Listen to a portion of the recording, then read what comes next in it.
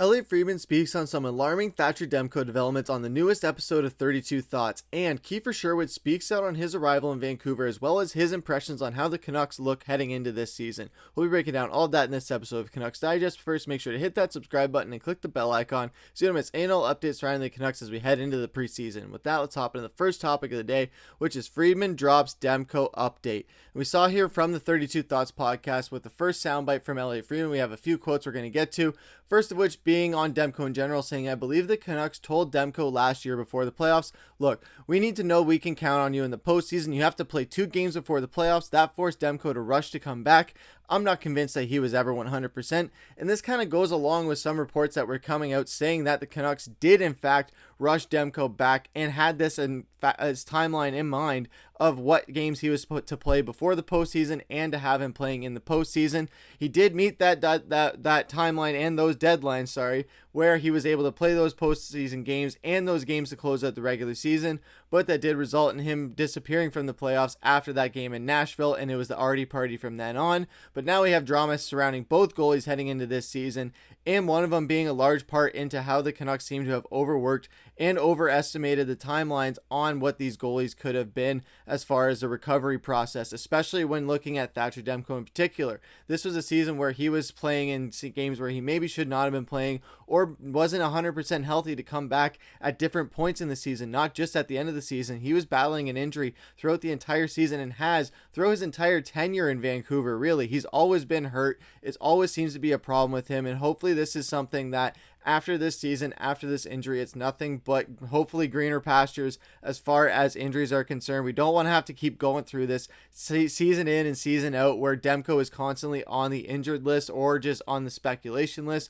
or just all this rumors coming out around his injury of what that injury could be. We saw some that said it was an ACL. We saw some that said it was a groin. We saw some that said he had a procedure, some that said he didn't. That kind of goes into the second report that Elliotte had, where he's going to have to learn how to play this with this. It's not something that can be fixed with surgery. It's something he's going to have to learn to play through, and that he can play through at a high level. And like I said before, how there was rumors that he did have a surgery done in the offseason, but even if he did, is that enough that is going to fix this injury completely where he's going to be able to come back 100% or 110% even stronger than he was before after the surgery, where it seems like no matter what with this surgery, it seems like it just was not going to be the thing that's going to solve it completely. It's going to be time. It's going to be rehab. It's going to be other things that aren't just a surgery or a mechanical part that you can just add to somebody and make them the bicentennial man to the point where they are just a perfect machine and they're not going to have any injuries or faults after that. But again, with this Demko injury, it seems like it's more significant, or even in some cases, like some are reporting, very rare that we have seen an injury like this, and it can come along maybe once every 50 years. So if it's one of those freak injuries, it's no surprise that surgery might not be the solution with it, on top of just other things that can go with it if it is this rare type of injury. And as far as his timeline, Friedman did touch on his timeline, saying right now, I don't know that he's going to be ready for the start of the season, but I don't get the sense that the Canucks are worried he's going to be out for half the year. And half the year is something that I don't think anybody has heard at this point until now. And when we're looking at half the year, that's a pretty significant amount of time. And that's a lot of games that Artur Shilovs, potentially Yuri Patera, will have to play, or a PTO if we bring one in like Martin Jones or Antti Raanta. Those are going to have to be a lot of games those guys are going to have to play without your Vezina caliber goalie between the pipes to bring this season to a full steam ahead, where we aren't going to have to just die out towards the end of this regular season or blow too much steam in the regular season at the beginning. We want to just sustain it throughout the entire season with a lot of consistency like the best teams can do. And if we don't have Demko for that, that's going to be a large blow towards going through that. If we don't have Demko for that and we have to rely on these guys, it's going to be a revolving door. Shilovs is going to get overworked. It's going to happen because, like we leaned on him in the postseason, he played almost every game in the postseason after he made that start. And with the other things considered, with Demko's injury history, are the Canucks in danger of doing that with Shilovs should they find themselves in a situation like that where Demko misses a quarter of the season or maybe even half, and you have Shilovs playing so many of these games, potentially 30 out of the 41 games to start the year? That's going to be very concerning for the Canucks going forward. If Demko does come back and he's stronger than ever, that's amazing, and he can just close out the season, just play those 41 games. But if you're relying on Shilovs for that first half, he's going to get overworked, and on the games where he's going to have to step in for Demko, he's still going to be recovering and still going to be just recuperating from that just overworking that he had in the first half of the season.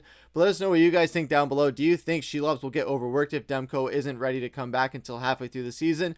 When do you guys think Demko could be coming back? What do you guys think the injury is in general? We haven't gotten a straight answer on what this injury is. Jim has been kind of teasing at it, letting us know that he's going to let us know soon once physicals happen. But what do you guys think down below? Let us know what you think this injury is and when you think Demko will be back. But that's going to take us into the second topic of the day, which is Sherwood camp quotes. And yes, training camp is underway. We saw in the scrimmage here with the blue and the white squads, all the players being able to get there, with the omission of Thatcher Demko, of course, because he is injured, and Quinn Hughes not there.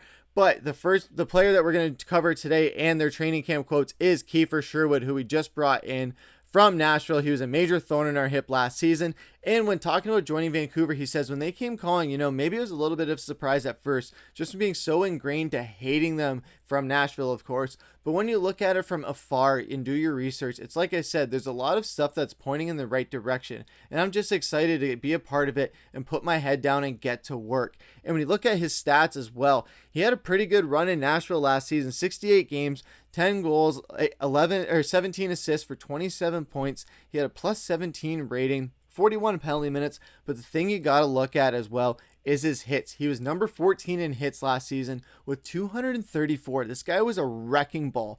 And now that Vancouver has two guys on their team that were in the top 15 in hits last season, this is going to be great towards establishing a physical identity for this team and something that they're going to be able to utilize going forward, where they're going to have guys being wrecking balls. And especially in the like Mark said in our last video, where if you're a guy that's on the ice and you're stuck in between those line transitions for the Canucks, where Dakota Joshua's coming off the ice, Kiefer Sherwood's coming right afterwards, you're going to get pummeled, you're going to get punished, and you're going to wish you had gotten off the ice, because these guys are going to make you pay, and they're going to be physical, they're going to rough you up, they're going to ruffle feathers, and they're going to also be able to score points. So when they're not a physical threat, they're also a goal scoring threat, where they're going to create opportunities for the other guys, or they're just going to take the pucks themselves to the house and they're going to put it behind the net. That's going to be awesome to see, where Sherwood and Joshua are just going to wreak havoc on opposing lines, mind you, but they're going to be catching guys in transition and being able to ruffle some feathers in between those transitions. That's going to be amazing to see. The second quote of which that Sherwood jumped into, this is going to be a long one, where you can pause it if you want to take a look, if you don't want to hear me read it. But